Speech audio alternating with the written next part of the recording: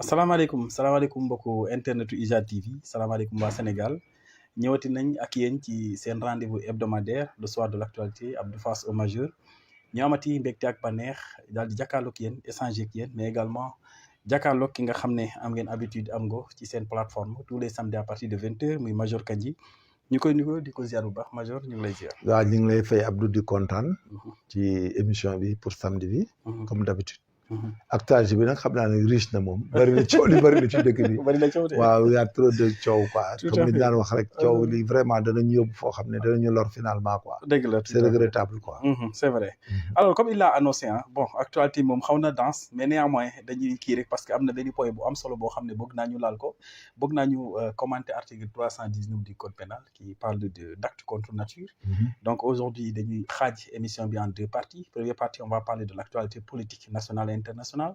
Maintenant deuxième partie on va parler que du droit pur et dur parce que am na lu bëri loo xam ne war nañ ko jàngaat ci article 319 boobu étant donné même indi na benn débat bu intéressant sur la toile publique mais tey Major dinañu baaxee vraiment expertise am ak connaissance am par rapport ak cette situation alors Major ñu commencé rek li nga xam ne moom mooy actualité politique bi jëlee ko ci arrestation Azoura Fall ak Kairé bi nga xam ne arrêté woon nañ leen te Azoura bénéficié wu liberté provisoire Kairé nag mu ngi xaar waaw li nga xam ne moom mooy audience jugement bi lay xaar donc kooku mu ngi ci cellule am bi léegi alors mais ce qui est intéressant dans ça mooy que ne arrestation Azoura Fall après ñu gis le premier ministre daal di dem rendre ko visite Rebeuss ñii naan c'est le premier ministre du Sénégal moom moo dem Rebeuss alors qu'il y a d'autres Sénégalais qui sont là-bas il est premier ministre de tous les Sénégalais donc warul dem seeti Azoura Fall bàyyi ñenn ñi déedéet il est parti avec sa casquette d'homme politique en tant que président du parti PASTEF dem seeti militant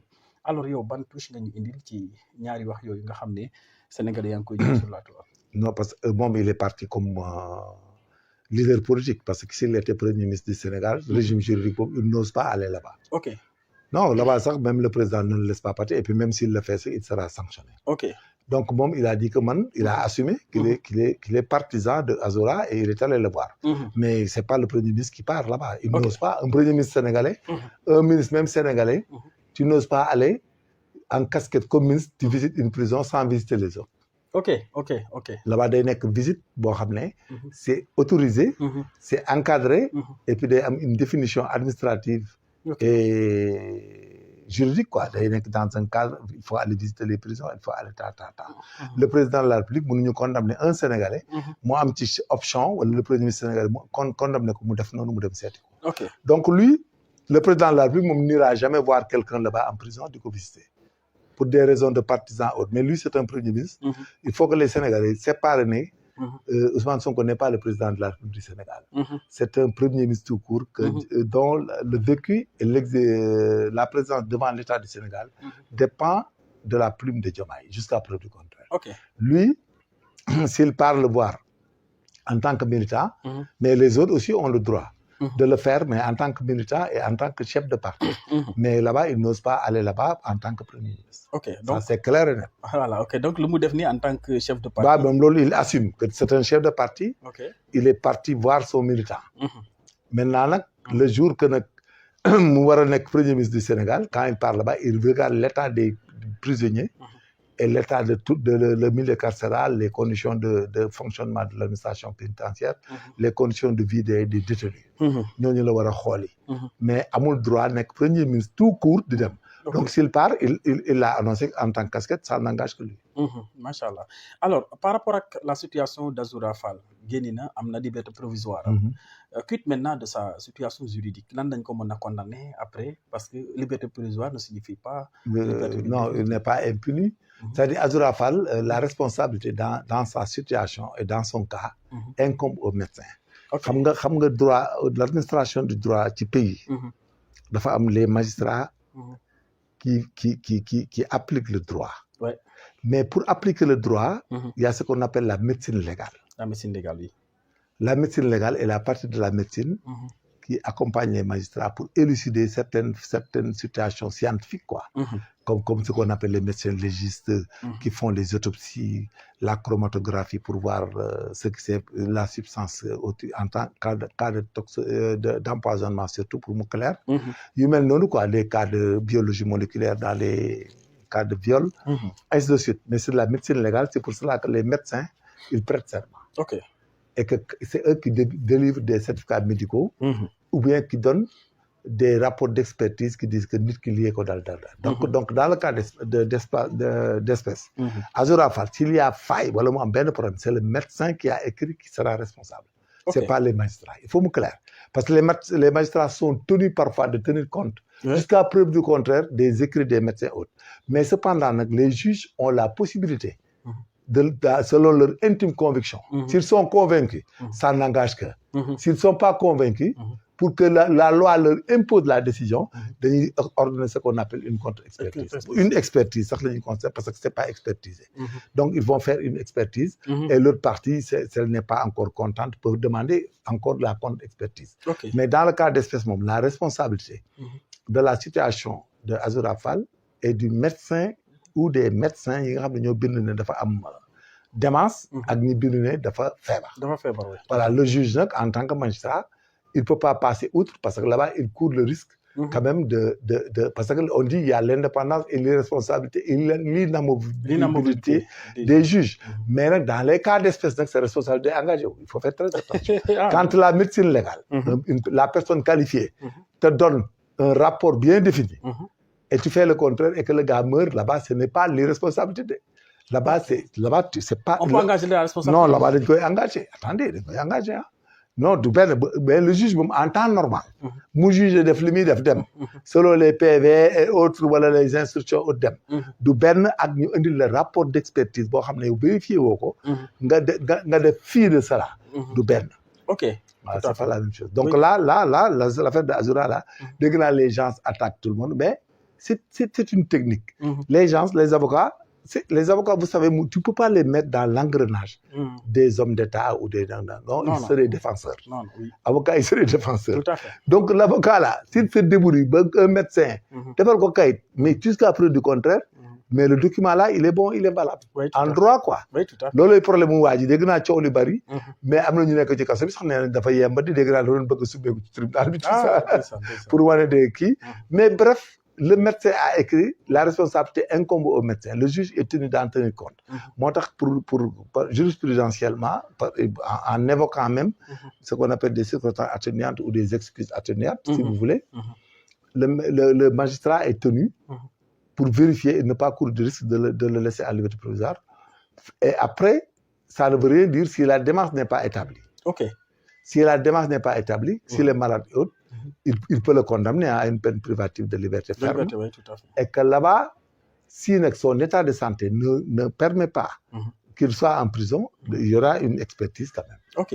Voilà. Maintenant, la justice sénégalaise a la possibilité de condamner quelqu'un avec sursis. Avec sursis, oui, tout à fait. Voilà. Donc voilà que, attendons jeudi, de voir quel est l'argument de droit qui justifie sa non-condamnation, qui ne peut être que la démence. La démence, oui, tout à fait. La maladie là ne peut pas justifier son impunité. Ok. Et la démence aussi rend l'acte licite, mais pas conforme de droit. Conforme de droit, et ne constitue pas pour l'auteur un moyen de défense. Il lui appartient d'en apporter les preuves. Oui, tout à fait. Mais ça n'exclut pas la responsabilité civile, quoi. Tout à fait. Voilà, donc tout ça, donc quoi, je pense que donc ça va amener beaucoup de polémiques. Oui, tout à fait. Mais quand même, c'est intéressant d'en parler. C'est dans les causes subjectives de non-imputabilité. Oui, tout à fait. Voilà. C'est ce qu'on appelle la démence, la contrainte et l'erreur. Et l'erreur, oui, tout à voilà. fait. Tout à fait. Voilà. En tout cas, amna solo bu baax. Donc on attend jeudi pour xam quelle sera la suite juridique de l'affaire Azoura Fall. Alors, deuxième point bi ñu jàll ci mandat de comparaître bu Mansour Faye ak Ismaïla Madior. Votre cour de justice daa mel ni machine bi tàkk na de. Tàkk na. Le mandat de comparution, le juge, c'est lui qui délivre ça. Les gendarmes nous donnent des convocations, même le juge peut donner une convocation. Mais quand la personne est inculpée ou susceptible de l'être, il lui donne un mandat de comparution. In fine, il dit que faute de comparaître, il vous sera délivré un mandat d'amener. Ouais. C'est échelonné. Okay. Il y a le mandat de comparution, le mandat d'amener, après le mandat d'arrêt, le mandat de dépôt. Ok, donc il y a 4 mandats. Ouais, il y a 4 mandats. Maintenant, il y a aussi le mandat de dépôt déjà notifié, qui vaut arrestation en vertu d'ordre d'arrestation, dans les recherches spécialisées. Ok. Ouais, parce qu'il y a ce qu'on appelle. Et dans ce cas, il ne va plus comparaître, mais on va déposer directement. Non, c'est-à-dire lui, s'il ne comparaissent pas, les gendarmes et les policiers vont les amener et les conduire directement devant le juge. Mais ils ne passent même pas par le commissariat. Il y a quoi, vous le conduire devant le juge et tu peux faire un PV d'exécution d'un mandat. Nous trouvons avoir exécuté le nangam et tu l'amènes directement. Directement, donc il y a ça. Il est dit ça que beaucoup de gens du fanan da ngay ñëw rek def le PV quoi d'exécution. Pour l'amener quoi. Même parfois ça ils l'amènent directement. Et maintenant ça également par rapport à la directive de l'UEMOA, en cas d'arrestation, l'avocat a le droit d'assister. Il sera présent. Signer le juge. Ils lui ont donné un mandat de comparution. Dès sa première comparution, maintenant les avocats là, ils partent à tout moment. Hein. Même la garde de vie, ils viennent. Oui, tout à fait. Même les gens convoqués des avocats. Oui, tout à fait. Mais moi, maintenant, les OPJ ont de sérieux problèmes dans le travail parce que les avocats leur donnent des soubresauts, ils les assistent et que tout leur rôle, c'est de lui donner des arguments, de se justifier, quoi, de se disculper la plupart du temps. Donc voilà que c'est compliqué, mais c'est dans les normes de l'UEMOA. Donc nous avons ratifié toutes ces sortes de conventions et autres. On est respectueux du principe. Et que là-bas, le juge, lui aussi, ils sont ferrés. Hein? Mais bien que tu viennes avec une ordre d'avocat, mais quand ils doivent te mettre sous mandat de dépôt, ils le font. Oui, tout à fait. Voilà, ils le font et après tu vas continuer à te défendre. Après, il y a ce qu'on appelle les qui sur le fond. On t'entend sur le fond encore. Bon, après, la procédure continue. Oui, tout à fait. Il y a des commissions rogatoires aussi pour comprendre tout ce qui s'est passé. S'il s'agit d'argent, la traçabilité. Et ainsi de suite, quoi. Donc, le principe, c'est enclenché. Il y a des réquisitions dans les banques, il y a des réquisitions au trésor pour voir la traçabilité. Il y a beaucoup de choses à faire, les banques étrangères même. Parce que nous sommes en coopération internationale avec la France, hein, avec beaucoup de pays. Quand on écrit au ministre de la Justice français pour lui demander d'exécuter une commission rogatoire, mais il l'exécute. C'était anciennement appelé délégation judiciaire, quoi. À l'époque. Voilà, quoi. Il y avait la délégation judiciaire et la subdélégation judiciaire. Donc, c'était ça, mais maintenant, on dit la commission rogatoire. Donc, qui nous permet de faire agir d'autres institutions de police à l'étranger. Et voire même des juges, quoi. Tout à fait. Donc actuellement, Mansour Faye et Ismaïla Madior, tant d'autres, hein, la masse. Donc après, les choses verront. Madior, je pense que c'est les problèmes de 50 millions sur les 250. Voilà. Mais là-bas, les théoriciens vont théoriser parce qu'il semble qu'il a rendu l'argent. Hein? Donc il y a beaucoup de. La personne a reçu l'argent. Oui. Voilà, donc il a désisté sans autant qu'il y ait une contrainte de désister. Parce que ce qu'on appelle la théorie de la tentative. Parce que là-bas, le délit là, est-ce que le délit a cessé? Lolo, je sais que beaucoup de gens vont en parler après. Dans Balance, là, ils vont éviter un juriste. Parce que moi, si quelqu'un vient me donner de l'argent pour qu'on n'exécute pas, mais pris de remords, bon, supposé quoi, je lui restitue l'argent.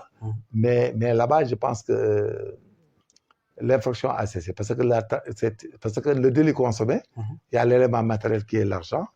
La tentative finissable, c'est lorsque le désistement a été le facteur déterminant pour le désistement est indépendant de la volonté de l'auteur. Oui. Voilà. Oui, tout à fait. Voilà. Mais là, est-ce que le facteur est indépendant de la volonté de l'auteur? Non, je pense qu'après ils ont discuté, il n'y a pas une autre contrainte extérieure. Donc je pense que sur le plan droit, vraiment si c'est pour ça qu'on poursuit Ismaïla Madior, bon, peut-être il peut avoir la chance. Il peut avoir la chance, bien que ça entache son honneur. Mais sur le plan de l'interprétation du droit pur et dur, vraiment, là, s'il était fonctionnaire, il aurait dû avoir une sanction disciplinaire, quoi. Mais pas une sanction pénale, quoi. Voilà. S'il était fonctionnaire, on peut le sanctionner pour indélicatesse et disciplinairement. Mais sur le plan pénal,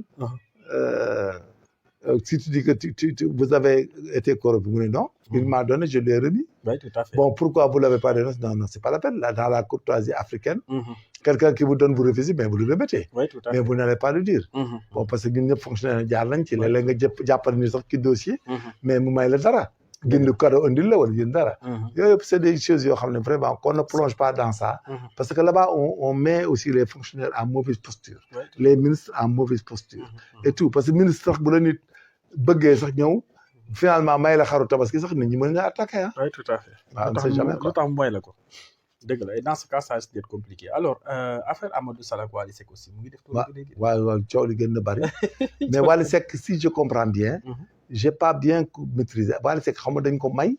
wala dafa am lu mu ci jënd wala acte bu mu posé. boobu man mi xamaguma. waaw parce que Wally Seck son papa avait le même problème à l'époque. ok il y avait quelqu'un qui était venu au Sénégal. qui était parti à une soirée. may ci coon 100 000 quoi. oui comme 300 000 à l'époque. boo ceen moo ko doon nettali quoi. ok mais dañ ko ci jàppoon ci erreur. voilà mais nag le showbiz est avec ça. je ne sais pas ce qui s'est passé réellement. mais qu'on fasse attention. parce que des artistes ils sont dans le showbiz. maintenant man Alioune Kandji bu ma demee labaj sama xaalis wala sàcc xaalis et tout. ñëw régler gars yi mais il faut limiter les dégâts. parce que si la transaction et la logique est une donation à un artiste. une donation à un griot. wala mu def ak yow transaction à l'époque il y avait pas d'infraction il y avait rien. mais on peut épargner vraiment ces artistes. et aller voir celui qui a décelé les fonds. qu'ils considèrent comme illicites. Illicite, oui, tout à fait. Et là-bas aussi, il y a une théorie très compliquée. Parce que s'ils disent qu'ils ont donné à beaucoup de Sénégalais des baux, ils ont donné à des Sénégalais des terrains et autres, mais il faut qu'on fasse attention parce que le jour qu'on va lotisser des terrains ici sur les Béchikoun et autres, on les donne à des gens, mais les gens aussi pourront un jour dire que c'est illicite et non conforme et c'est un abus de biens sociaux. Oui, tout à fait. Moo tax dañuy moraliser société bi, faire très attention. Parce que sinon, on va compromettre l'avenir de tous les fonctionnaires qui vont travailler au Sénégal. On va compromettre l'avenir des artistes, des businessmen, du showbiz en général, des transactions, de tout quoi. Donc ça pose problème. Il faut que nous moraliser le NIDEF et aller droit au but et ne pas mettre, éviter les dégâts collatéraux. Voilà, parce que l'élément moral à l'époque n'existe pas, n'était pas infractionnel. Donc c'était une vie normale, un courant normal, un comportement normal. Maintenant, c'est comme ça. Okay. C'est justement ça. Alors, Abdou Nguer moom situation bi léegi xaw na. Abdou Nguer moi je conseille à tout le monde vraiment de le laisser partir. mu ñibbi. nañ ko bàyyi. et puis sax man liberté provisoire wala. waaw nañ ko bàyyi LP après ñu xool nu ñuy régler tous ces problèmes d'injures, de problèmes de xuloo, de diffamation, tout ça. On a qu'à arrêter. Parce que ça va fuser à tout moment. Il arrivera des moments lorsque on sera à la veille des élections prochaines. Et tout ça, tu vas voir que ça va fuser tout azimut. Finalement, les magistrats ne s'en sortiront pas. Et ce qu'on doit éviter, nous devons un jour, les gens là vont faire du n'importe quoi, tout d'autres les mener sanctionner. Xam nga dañuy bari. Xam nga benn jour dañuy dem ba mu yàgg ku nekk di saaga ci site yi, ñii di saaga ci télé yi, ñii di saaga fu ñuy saaga. Finalement dañuy nekk des milliers de personnes parce que dañuy nekk dans la confusion généralisée. Da ngay dem ba doo mën a jàpp nit ñi. Je pense que tous les Sénégalais, on va leur dire que ay saaga ñi fi nekk ak saaga Macky Sall ak saaga ñoom Ousmane Sonko ak yooyu ce n'est pas bon. Rafetul sax quoi, c'est de l'humiliation, c'est de la déperdition morale. Les gens insultent tout le monde. Après ça, il y en a qui insultent les magistrats, qui insultent tout le monde. Les gens font les éloges, par exemple, de nouvelles autorités dans le pays. Tout ça, c'est des délits, on ne peut pas entrer là-dedans. Parce que pour nous, tous les magistrats sont égaux, tous les chefs police et militaires, c'est des gens normaux. Nous éviter de double ces imposteurs-là dans la personnalité de ces magistrats et autres. Parce que tout le monde, tous les magistrats sont bons, tous les commissaires et police et OPJ sont bons, jusqu'à preuve du contraire. C'est un jeu de cupid, ça va nous rattraper et ça va encore nous amener dans des crises. Le Sénégal aussi, nous te répéter encore la crise là que nous avons vécue. Non, on ne peut plus continuer sur ça parce que ça, mais le jour que ça va fuser, mais il n'y aura rien du tout. Oui, tout à fait. Il n'y aura pas de solution. Après, on est dans le et puis ça risque d'être compliqué. Très compliqué. C'est compliqué. Compliqué. Le problème d'Azura, c'est très compliqué par rapport aux autres. Très compliqué. Très compliqué par rapport aux autres. Finalement, il faut qu'on mette les magistrats dans de bonnes postures. Oui, tout à fait. Voilà. Il faut les assister pour que nous puissions faire cette ligue objectivement et puis bañ créer ay situation hybride yoo xam ne ñoom seen bopp sax duñu xam ni ñu koy régler. Tout à fait. waaw dañuy mujj ça décrédibilise le système. Et puis en plus li ma jaaxal mooy kii bu amee site yëpp ay dem mais ku génni ak sa version bopp. mais duñ faire n'importe quoi. oui da ngay gis ñoo xam dañuy génn jox dëgg ñuy génn wax lii. mooy tax nag loolu nag mooy tax société bi di jeexi jaaxa. voilà ku nekk di wax c'est pas normal. et puis Sénégalais gis nga fi ne nii buñ toll ci nii. ils vont dire du n'importe quoi. mais gis nga je vous jure gis nga bu ñëwee ba ci fan yi ba mu calme. mais tu vas voir da ngay gis ñoom moom la ñuy commencé waat naan bi kii defee lii defuñu di. waaw di comparer. voilà et puis ñu bañ a entrer dans le jeu où Sénégal ku ci defee di jéey de duuti kayit. oui tout à fait. waaw kayit yooyu nag il faut que ça soit la démarche doit être avant. les faits ça ne peut pas être pendant et après. Oui, tout à fait. Voilà donc c'est ça il faut qu'on fasse attention à tout ça. Là aussi c'est extrêmement important. Non c'est important de le savoir hein. Oui, tout à fait. Parce que sinon ñun on entre dans la grille de l'impunité quoi. Donc finalement ñun dañuy moytu li ñuy def quoi dañ koy moytu. dañ koy moytu ba nga xam ne dañuy mën a am un jour vraiment un pays boo xam ne danañ ci génn quoi. dañuy fexe ba am pays boo xam ne danañ mën a doxal affaire yi. Et puis ñu moraliser la relation humaine. Et puis ak am na yu bëri yoo xam ne le président il a la latitude. De gracier quoi. Ou bien il n'a qu'à intervenir quoi pour calmer. Puis gars yi ku nekk wax politique. préparer chacun a le droit de définir son projet. Et de le dérouler. Oui tout à fait. Voilà d'une manière démocratiquement et librement. Parce que gis nga wax yi gars yi di wax. Parce que tout le monde a interféré dans la gestion du pays. Et finalement voilà que nous sommes rattrapés par ces faits. Ça nous fatigue. waaw sonal nañu trop. sonal nañu de gis nga démb Abdou Bara Dolly aussi débarqué na prison. gis naa ko. mais moom nee na patriote la. non patriote la ah il a le droit xam nga réew aussi un politicien il demeure un politicien. oui tout à fait. voilà Bara gis naa ko nee na mbokk sa waay la. ah mbokkam la xaritam la. mu nee na waa ji mbokkam la xaritam la quoi. voilà ba ne ko nag loolu mais tant mieux. léegi nag dans ce cas c'est un policier il a le droit d'opter là où il veut aller faire la politique. librement aussi quoi. mais c'est comme les journalistes il y en a des journalistes qui ont opté. jàppale Pastef ñi jàppale Macky Sall. mais ñeneen ñi neutre.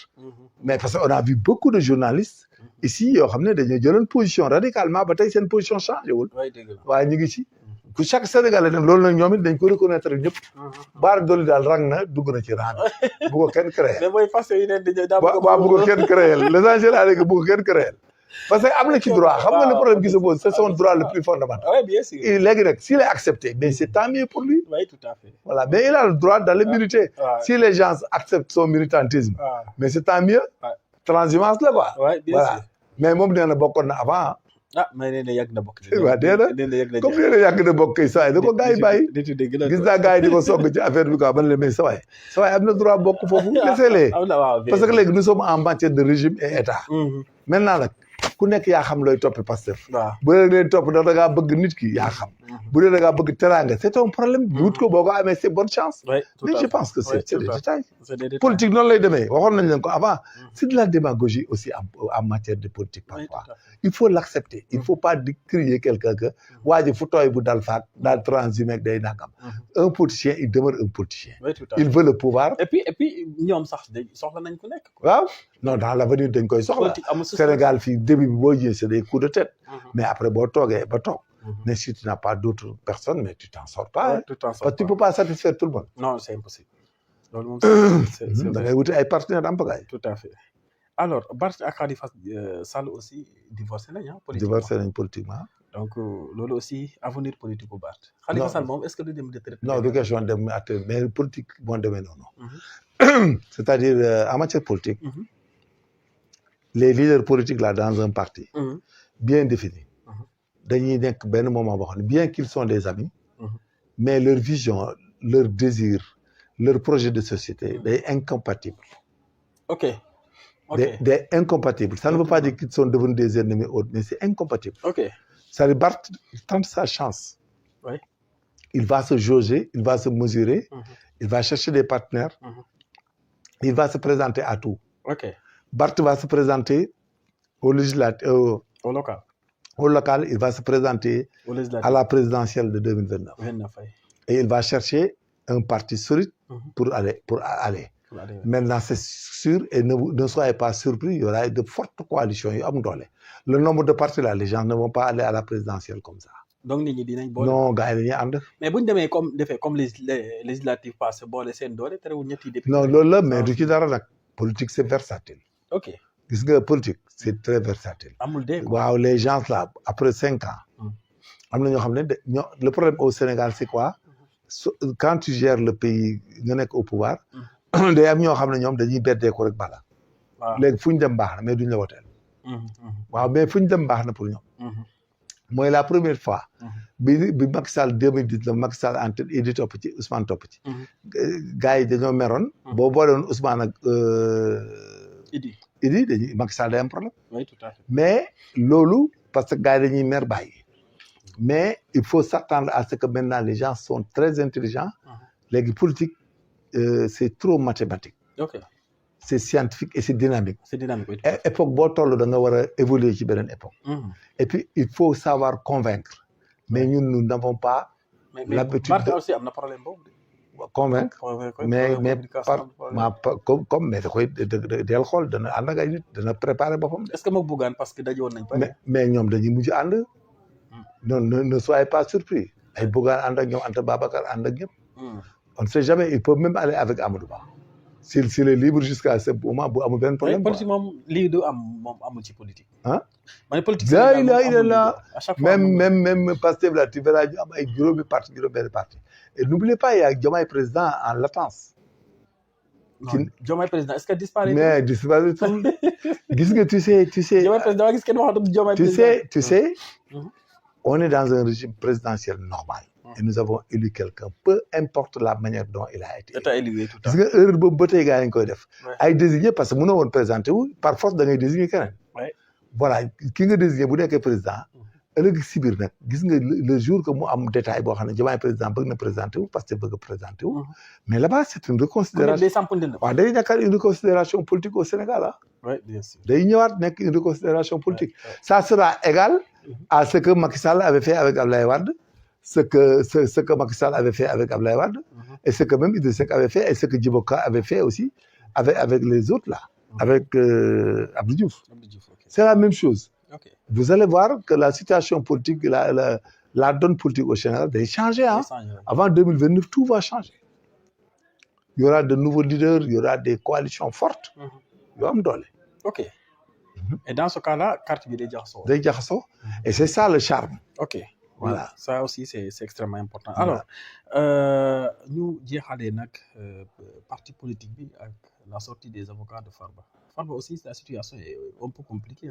j'ai vu que chaque fois il y a de nouvelles incriminations les avocats dossiers yi dañuy gën a bëri mook l'autre là Tahirou Sarr waaw xam nga loolu ce qu'on appelle xam nga infraction dafa am un régime des infractions il y a ce qu'on appelle le concours des infractions et le cumul ok xam nga dafa am théorie de concours et le cumul des infractions waaw xam nga infraction day am benn infraction de base mi ngi mel ni quelqu'un qui vient qui vole une voiture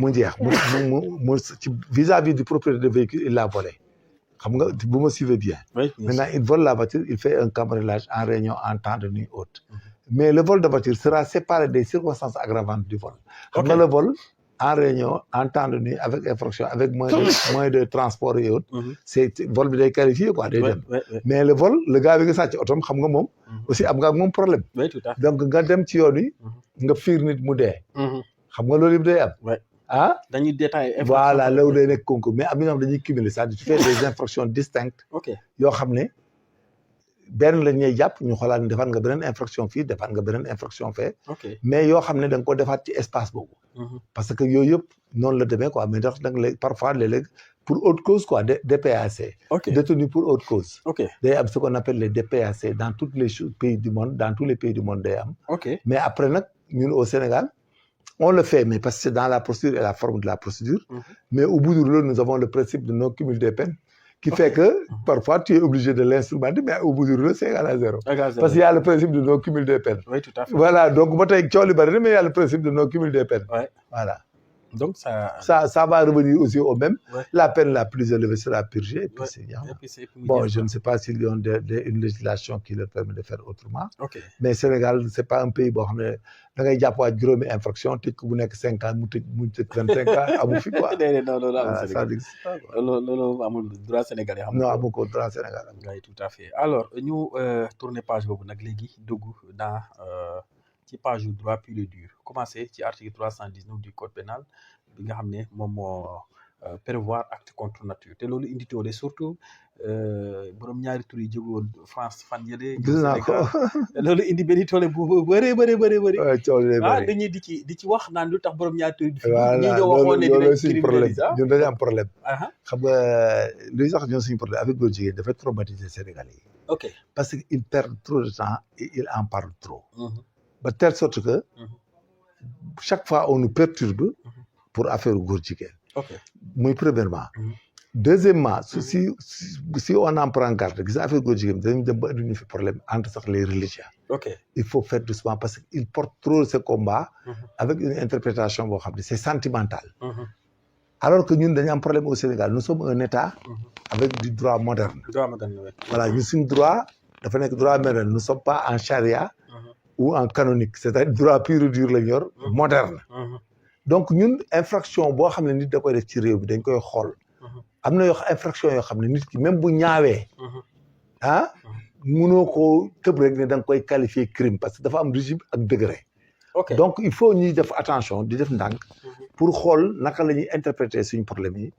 naka lañ koy poursuivre. mais surtout naka la ñuy aaree jeunesse bi ak nit ñi. ci dégâts collatéraux yooyu nga xam ne. moom ngay wax borom ñaari tur yooyu bu ñëwee. ci réew mi ni muy demee. la preuve en est que ñun dañ naan góor jigéen mais góor jigéen ne veut pas dire que yow bu ki nga ne góor jigéen la. munoo prouver ne dafay def acte de contre nature bi doo ko gis. doo ko gisagum. donc ci droit. xam nga da gisoo ko non donc acte de contre nature boobu ñuy wax. ñun suñ problème mooy transgenre góor jigéen ñi mooy suñ problème. ok mooy góor ñi nga xam dañuy sol comme jigéen comme ni tubaab bi defoon fan yi day sol comme jigéen di dox comme jigéen. di maquillé comme jigéen di dox ci mbedd bi. léegi nag ñun bu ñu ko gisee daf ñuy heurter. waaw dëgg la alors que ñun au lieu ñu dem topp góor jigéen ñi ne leen dañ leen di sanctionner góor jigéen acte de contre nature parce que tu le verras difficilement. il faut que ñun ñu condamner normalement transgenre bi la ñuy traiter. maanaam le fait que. tu te comportes comme une femme. wala tu te comportes même comme un homme mooy transgenre. ok xam nga dafa am transgenre am transsexuel am travesti. travesti ok. les transgenres c'est des hommes voire des femmes qui s'identifient par leur sexe. ok donc surtout nag bi gën a frappant. mooy quand l'homme se comporte comme une femme. là-bas c'est ridicule. et ça heurte nos mœurs. léegi nag foofu la ñuy war a accentuer wu ñun. moo tax de fait de dire chaque fois ne góor jigéen criminalisé am nañ ay techniques ak ay tactiques. yoo xam ne ñun mën nañ fexe ba aar suñ société.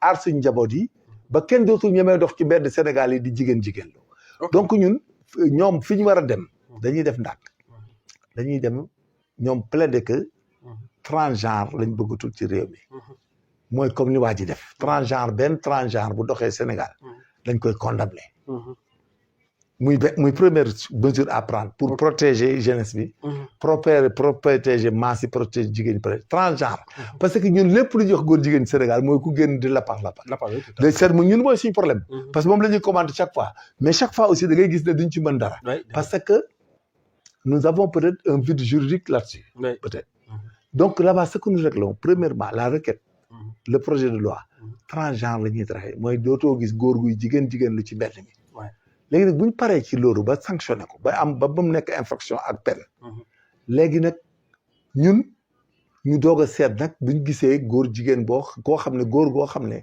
wala jigéen joo xam ne dañ leen fekk ñuy tëdd xam nga jàpp ko xam nga acte de contre nature de contre nature lay doon c'est de l'outrage aux bonnes mœurs quoi si vous voulez là-bas nag foofu aussi mu am sanction boppam maintenant nag comme transgenre bi mooy prélude acte de contre nature oui, tout à fait. transgenre d'abord da ngay gis bu nekk transgenre def lu ko neex solo ba rafet nekk jigéen jongoma di inciter les gens à vivre cette vie et cette aventure mooy danger bi léegi nag xam nga da ngay sanctionner transgenre bi nga sanctionner acte de contre nature maintenant nag da nga naan acte de contre nature bi da nga naan tout acte de contre nature précédé par un acte de transgenre ou de travesti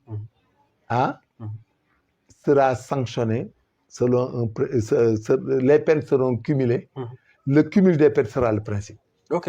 doo ne sera aggravé non da nga naan le cumul des peines sera le principe c'est-à-dire tu condamnes le transgenre et tu condamnes l'acte de contre nature. À côté. Maintenant tu dis dans le texte que dans les cas d'espèce, le cumul est le principe. Ok. Xam nga ñun on dit que le principe de non cumul de peine, mais ñun on dit le cumul est le principe. Ok. Exceptionnellement. Ok. Cela veut dire quoi? Que là-bas le gars bi nga xam ne dafa jot a def boppam transgenre nga di ko jàpp fekk mu def contre nature. boo ko sanctionné fii 2 ans sanctionné ko fii 5 ans. tu auras 7 ans tu entres dans la grille des crimes. Ok. dans la grille des peines criminelles sans le dire. Sans le dire, oui, tout à fait. léegi nag cela veut dire quoi? li nga xam ne moo heurté marabout yi heurté nit ñi dootul am Sénégal. dootoo gis kenn koo xam ne day solo comme jigéen wala di góor jigéen la. léegi nag bu boobaa nag képp koo xam ne da ngaa tëdd sa néeg kenn xamul li ngay def lu bon yooyu mais lu bon boppam sobee boppam. loolu ñun duñ ko chercher duñ ko régler parce que réew munoo jàpp ñëpp. munoo jàpp ñëpp ne dañuy càkkatu munoo jàpp ñëpp ne sàcc la sàcc dañuy rëcc. ñëpp dañuy rëcc donc il faut pas qu'on s'attarde à nous heurter et puis à nous batailler sur cette affaire parce que ça risque de fuser tout azimut. Parce que man dama ci intéressé mooy côté entre marabout yi déjà ça commence à s'effriter hein. J'ai vu la toile. Ça va aller crescendo très vite. Donc ñun technique bi ñuy def boobu technique la ñuy def suñu réew kenn dootu fi déambuler comme jigéen. ok xam nga loolu déjà dootoo gis ci biti kenn kuy nuru jigéen góor guy jigéen. léegi nag ñi nga xam ne nag dañoo tëj seen chambre hôtel di def yeneen affaire mais ñun on en fiche. mais suñu réew kenn du fi jigéen lu ñu lay gis. kuñ ci jàpp na nga nekk ci plage wala ci oto ay góor di sëy. wala ci benn kër ba nit ñi bett leen. loolu acte contre nature la. ñu jàpp la. mais réew doo jóg rek amagoo loi bi amoo texte de loi bi nga bëgg état bi def li changer li parce que parler de criminalisation d'un fait boo xam ne tu le subis sur soi-même. c'est presque privé. loolu li ci état mën rek mooy acte de contre nature ou outrage aux bonnes mœurs. la état mën a sauvegarder. mais ki nekk ci biir këram di def yenn affaire yooyu. tant que feeñul état du ci mën a agir.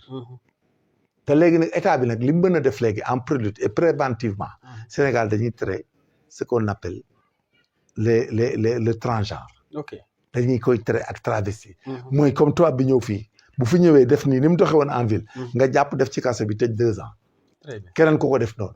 donc dootoo gisati góor guy dox Sénégal di jigéen. donc dans ce cas d'espèce suñ doom yi ak suñ ñëpp dañuy umpale li góor jigéen. parce que bu boobaa acte de contre nature yi am dañ koy def ci biir néeg ak hôtel di nëbbatu. kuñ ci jot a jàpp dóor la. mais yow ñun li ñu intéressé mooy 2 ans yi ñu lay jàppee pour transgenre. parce que ñun problème mu société bi ñun c'est protéger la société. contre les dégradations des mœurs. léegi nag ñun sanctionner ne homosexualité nga def ko 10 ans te doo ko gis. amul njëriñ te waa ji bu solee yëre jigéen. di rafetlu ci mbedd mi mënuloo ko dara mais perte de temps la. donc ñun 2 ans yi ñuy tëj nit ñi ci transgenre wala travesti jigéen lu ci mbedd bi moo ñu ëppal avantage nga ne da ngay sanctionner ce qu'on appelle acte de contre nature boo xam ne doo ko gis. te alors que waa ji bu la rombee mel ni jigéen doo ko tudd. bu duggee ci biir chambre d'hôtel bi. yow boo bëggee dugg ci hôtel bi dañ lay tere. doo dugg ci chambre am. tu n'es pas policier tu n'es pas gendarme.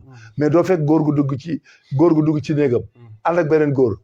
nga ñëw ne ko yéen dañ leen di yóbbu hôpital ndax da ngeen doon sëy nangam xam nga yooyu bu yàggee question de droit day indi problème. léegi nag ñun suñu avantage ñun Sénégal. mooy d'interdire le transgenre et le travesti. Ces gens-là da nga leen di traiter par une sanction pénale. léegi gis nga 2 ans yooyu. nga leen di tëj ak ragal loo leen. moo ëpp avantage. tere acte de contre nature. parce que là-bas suñ doom yi dootuñu gis kuy jigéen lu duñ gis kuy sol comme jigéen. donc xale yi dañ koy umpale. mais tant que ñoom ñi ngi gis kuy sol comme jigéen muy circuler en ville. ba pare doo ko wax dara mu nekk ci sabar yi nekk ci ngénte yi di jottali def ay affaire mais c'est l'impact est plus grave. ci transgenre bi. ak que nga jàpp waaye man doo ko jàpp mais foo koy jàppee. doo jàpp kenn.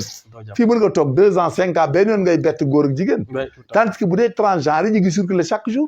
mais boo ko xasee ba tere Sénégal. là-bas tu atteins l'objectif. tu atteins le but de protection. des populations sur le plan mœurs. et puis bu boobaa ñun dañuy xam. transgenre aussi bokkut ak transsexuel. parce que da nga daan gis góor goo xam. mu dem def boppam transsexuel dans ce cas il a le droit waaw jigéen il a le droit de s'habiller en femme. piqûre ay hormonam. parce que là-bas mënuloo ko dara. parce que pour que nga wax ne acte de contre nature la. il faut que nga fekk. que la personne là tienne une relation sexuelle avec une personne de l'autre de même sexe. Alors que les transsexuels ne sont pas des transgenres et ne sont pas des travestis. Parce que travestis, c'est dans les escroqueries.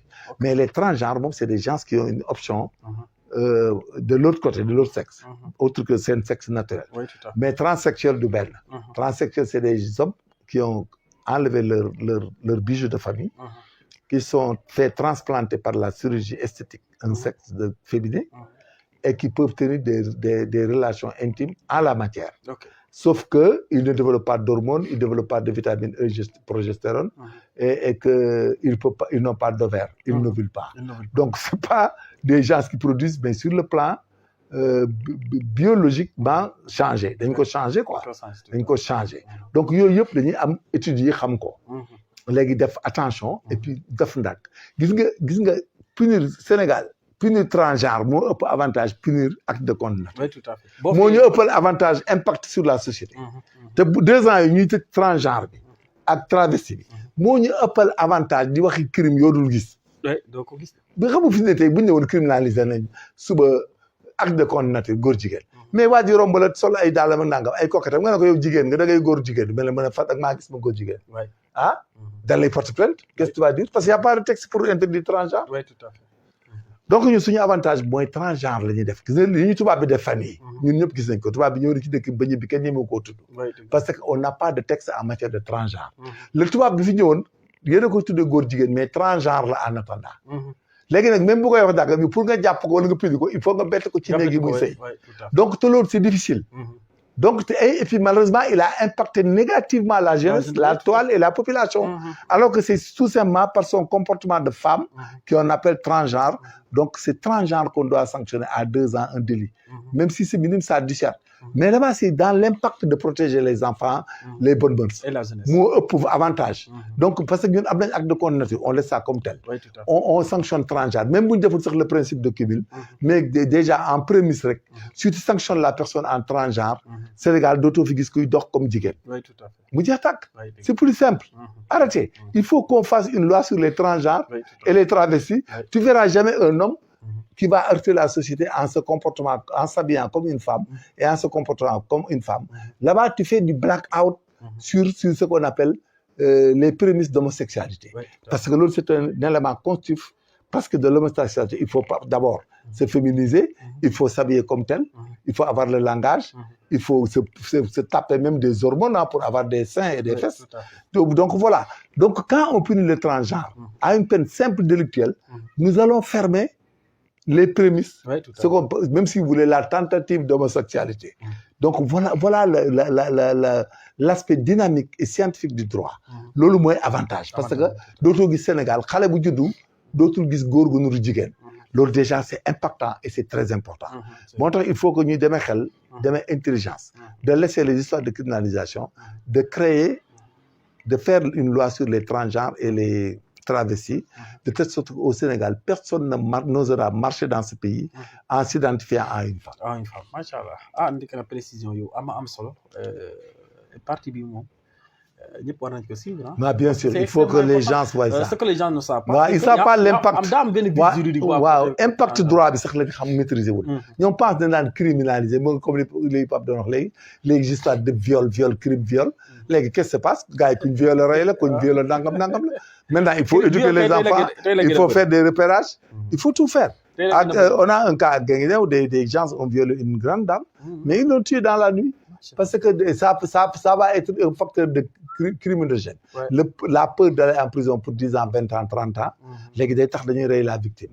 Voilà, donc léegi, voilà, il fallait laisser délictuel et ne pas parler de crime. Et puis gérer. Mais quand tu criminalises, il se pourrait que la criminalisation de beaucoup d'infractions soit ça, l'aggravation et la mise en danger de beaucoup de victimes parce que les gens ne laissent pas tomber. Depuis que l'ADN est venu en Europe et aux États-Unis, mais tu as vu les gens maintenant, mais ils tuent les victimes. Hein? Bien sûr. Voilà. Donc il faut faire doucement mollo. Mais dans le cas d'espèce de l'homosexualité, l'homosexualité n'a rien à voir avec le transgenre, alors que nous sommes heurtés par le transgenre. Oui, tout à fait. Ñun transgenre moo ñu heurté au juste. moo ñu sonal ñoom ndax yow gaa ji ci mbedd mi nga koy gis naan góor jigéen alors que waa ji loolu moo gën a impactant moo gën a garaaw Ouais. alors que waa ji bu ñu béy ci néeg la muy def ci néeg ak am na sax ñoo xam ne meluñu ñu ngi koy def mënoo leen jàpp mais impact bi nga xam ne moo négatif au Sénégal mooy le fait que góor gi nuru jigéen di rafetlu di neex ba xale yi di xeesal di defar ay tusgal voilà léegi nag boo fermé loolu ba Sénégal dootoo gis benn góor bu nuru jigéen ci dëkk bi mais on est bien parti Oui, tout à fait. et puis là-bas même s'il prend 2 ans bi ça nous arrange Oui, tout à personne ne va accepter de sol ay coquette ak ay ndoket ñu lay dóor 2 ans nga génnaat ñu dóor la doo ko def fait. Ça. non jeex na c'est bien il faut pas aller dans ça voilà Chose importante, hein. En tout cas, nekk na précision bu am solo. Mhm. Donc, Il faut l'État pas. du Sénégal doit se battre à ce sur sens. ce plan rek Voilà. et c'est très simple et Ouais. du ñu indil benn coow Oui, tout à fait. buñ ko defulee rek coow li day gën a bëri. te et puis technique la quoi c'est une technique il faut faire cette technique là mooy problème bi de Oui, tout à gars yi li ñuy chercher yëpp ay criminalisation tout ça problème rek la ñuy indi fait. Ah, ouais, ak coow parce que des fois en tant que état on n'ose pas criminaliser par exemple un fait délictuel boo xam ne c'est sur soi-même Oui, tout à fait. voilà xam nga yenn yi aussi c'est sur soi-même c'est intime des fois doo leen gis doo leen dégg mais donc loolu li ñu ko mën a sanctionner délit doy na ci Oui, tout à fait. délit doy na ci Tout à fait. maintenant nag ñun ñooy tere suñu réew benn góor dootu fi jigéen Oui, transgenre bi la ñuy sanctionner oui, tout à fait. buñ paree nag buñ ko boolee ak bële mais nag ne la cumul et le principe mais ça va kenn dootu fi ñëw Oui, dëgg la. dootoo fi gis kuy jigéen lu wala di def affaire homosexuelle Peine bi mën na dem ba 10 ans dans ce waaw mais dans ce cas 7 ans yi doy na mais sëñ bi dem foyee sa bopp def yi fi ñàkk ñoom ñu tóor la ci 7 ans doy na c'est peine bi criminel la bu ci sonn mais bu génnee du ko defaat parce que da nga koy dooraat 7 ans Oui, tout à fait. day récidiver il y a la récidive qui est une circonstance Et aggravante puis là, tu peux appliquer le maximum de la peine. waaye la récidive Oui, tout à fait. nekk naa précision bu am solo dañuy yemandi fii rek def nañu le tour de l'actualité. c'est bien pour les points phares lan ngay tàggatu. bon li ñuy tàggatoo nag mooy vraiment de plaider quand même les gens qui sont détenus en man je plaide pour que ñu enrôler affaire rapidement gérer ko comme ni ñu defee bu Azura bi mooy Abdou Nguer ñoom Assane Diouf et tant d'autres hein. Oui, tout à fait. Assane aussi yàgg na ci. Voilà et puis comme ils veulent aller en comment on appelle qui national bi là dialogue national dialogue bi. voilà il faut que tout ça a une connotation politique il faut les laisser tous partir dëgg la.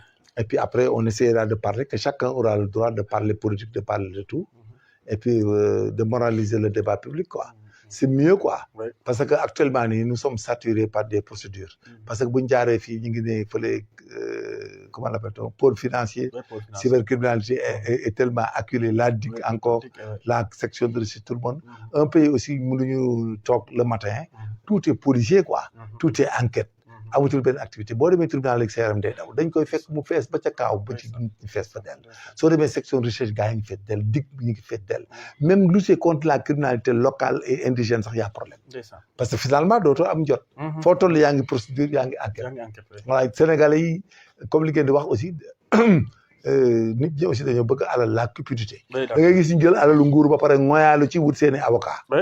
xam nga loolu c'est grave C'est extrêmement. ngoyaalu ci alalu buur alalu Voilà. jàmbur wut sa avocat di ci rey di guddeeg bëccëg mu lay dugal génne di créer lu ne bravo loo xam ne dara du ci normal alal joo xam ne yow moomoo ko moomaandoo ko nga toog ay at fayoo ko di ko lekk di daw rek di wër du yëfi gor voilà c'est grave c'est compliqué looloo fi bëri quoi. lu fi bari loolu la ñuy dundee yow day wër ne riba ngay lekk Oui, mais boo yaakaaree ne yàlla du ko fay mais si tu te trompes da koy faj. jël ay alal yoo xam ne tegoo ko fenn nit loo moomul buñ la delloo ko da nga koy delloo Oui, dëgg la. looloo ngor de. loolay nit mais doo ko delloo di defi pexe di defi complot ñu lay défendre l'avocat du diable di def du faux di def du n'importe quoi pour s'en sortir Ouais. vraiment loolu rafetul non pas du tout. Bon nañu ko yamandi foofu ba samedi prochain sant ak ngërëma ci topp bi ak tànneef bi ñuy gis abonné yi continuer d'abonner et partager activer également la cloche de notification bu ko defee tous les samedis à partir de 20h ngeen mën a seetaan seen émission le soir de l'actualité Abdou face au majeur dañuy dem nag ba États-Unis ma nuyu sama xarit sama frère Ousmane Gaye et toute la famille Gaye de États-Unis moom tout le temps ñu ngi seetaan Ousmane ne ko bu ma ñëwee États-Unis naa ko seeti voilà très bien bu may dem nga jox ma adresse yi incha allah sans aucun doute Ousmane dégg nga ko major nee na bu ñëwee mën nga ko dalal nga teeral ko balaa muy si incha allah rabbi c'est un jeune très bien aussi nit ku baax la Ousmane Gaye un acteur de développement ñu ngi koy sant baax di ko gërëm di sant njabootam famille d'ici jusqu'aux États-Unis ñu ngi leen di dox dig daje incha allah rabbi samedi prochain même heure merci à la prochaine